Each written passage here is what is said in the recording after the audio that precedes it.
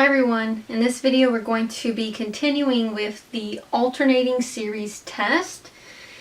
In the previous video we learned about what that test is, and we went through some examples and talked about convergence and conditionally convergence and absolute convergence.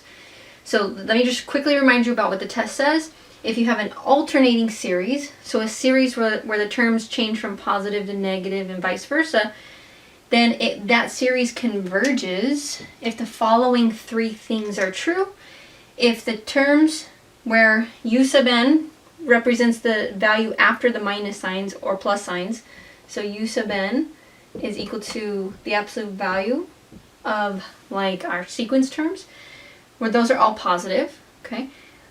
The part 2 says that the next term in the series, or specifically if we think about the sequence that the series comes from, the next term is less than the previous term eventually. So that was like a non-increasing idea where the next term is not going to be any bigger. So it's either less than or equal to the previous term. So the series, the terms are getting smaller or they're the same, constant. And then last, the sequence associated with that series converges to 0. So all three things were true, then that series converges. Now what I want to show you in this video is another example of that, but also another way to verify part 2. So here's our other way to verify part 2. Instead of directly verifying that the next term is either less than or equal to the previous term for all of our n's, eventually, so greater than or equal to some capital N number, we can actually use differentiation. In the previous video, I went through it manually. Like, okay, let's check for the first few terms. Does this look like it's decreasing or at least not increasing? I'm going to show you this time with differentiation. So, if you have the derivative of a function and that derivative was negative or 0, remember from calculus 1 what that tells you. If the derivative is negative or 0, then that function is non-increasing, right? Derivative, think slope, rate of change. So just kind of picture this if you can. If you have a graph of a function, you find out that the slope is negative, that function is decreasing. If you find out the slope is 0, that function's staying constant. So this is a fast way to verify that the function is in fact non-increasing. So the relationship between f of x, this function, and our series is that you could just say that f of x, you could think of it like this, like f of n comes from our sequence values from our series. Okay, so we're going to go through an example where we use this method for verifying part 2 of our alternating series test. Okay, let's look at this example. I left the parts of our alternating series test over here so we can reference them. Does the series from 1 to infinity of negative 1 to the nth power times n over n squared plus 1 converge? Now, part 1, we have to just verify, do all of the terms, not to include the alternating part between positive and negative 1, are they all positive? Okay, so we can kind of ignore this right now, this negative 1 to the n power, because that's what's going to change our terms from being added or subtracted, plus minus plus minus. So just focus on n over n squared plus 1. And starting when n is 1, because that's where our series starts. So we are looking for what happens here when n is 1 or more. Okay, so we can just analyze by observing. On top, if I plug in anything 1 or more, it's a positive number, right? Okay, so we say this is always positive because I'm plugging in 1, 2, 3, and so on. Well, what happens on bottom? Starting at 1, anything squared and then add 1 to it is also positive. Even if I started at something negative, this denominator would still be positive. Okay, so starting from 1 going to infinity, this whole thing is positive, so we can check off that part 1 was satisfied. Okay, part 2.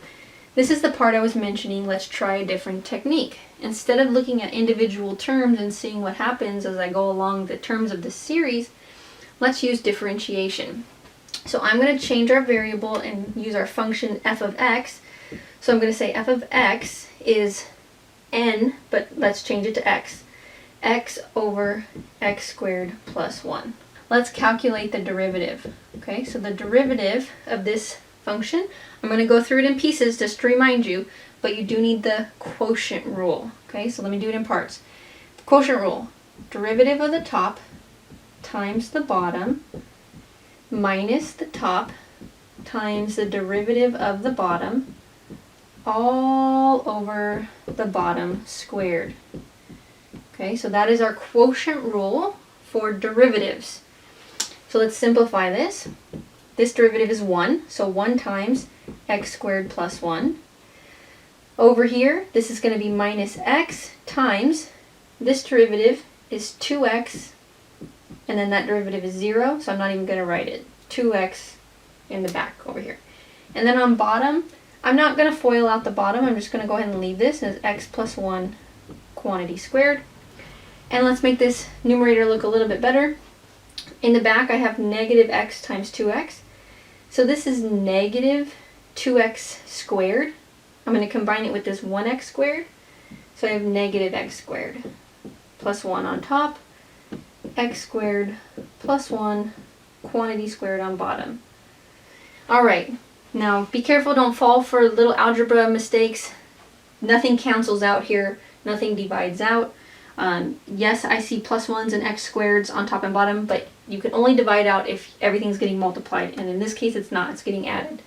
So, this is what we get for our derivative, and the question is, if you remember what we just talked about, is this going to be negative? Because if the first derivative is negative or 0, our function is either decreasing, non-increasing, or it's constant. Okay? So, this is what I'm going to say. Is this true? Okay, well, let's just think about it.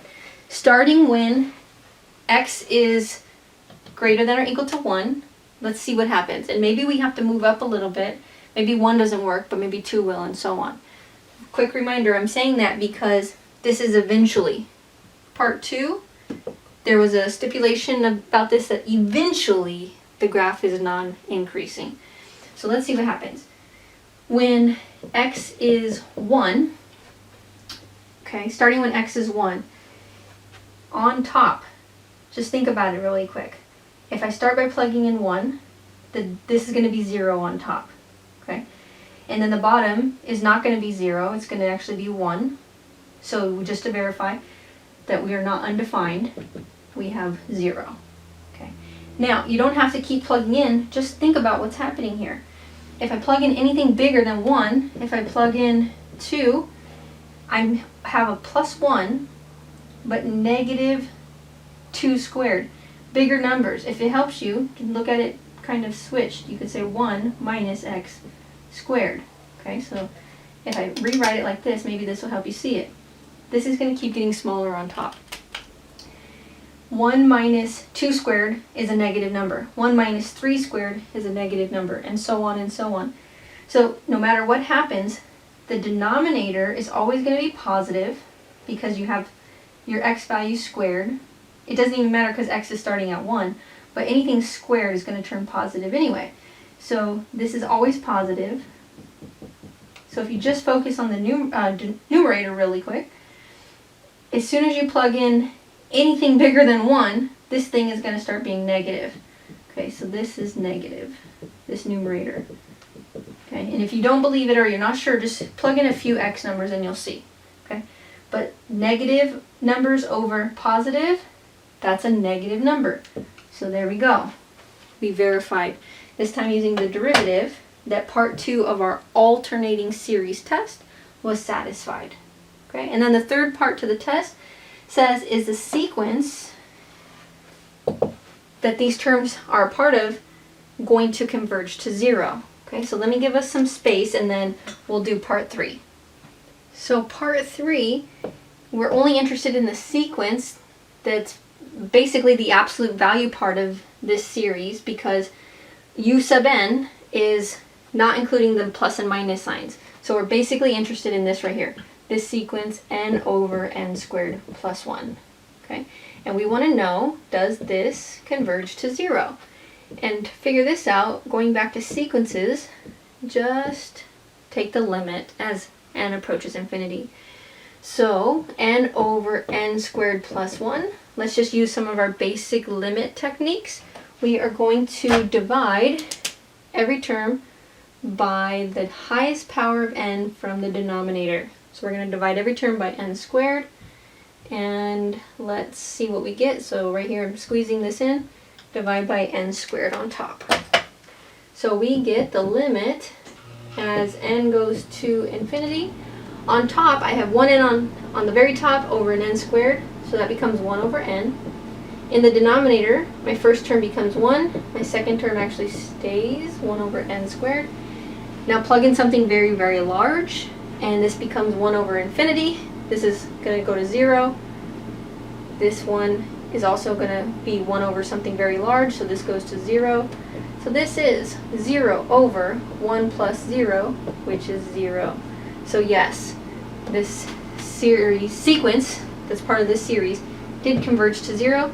So, conclusion, you can say, by the alternating series test, I'm going to abbreviate, by the alternating series test, this series that we were working with converges.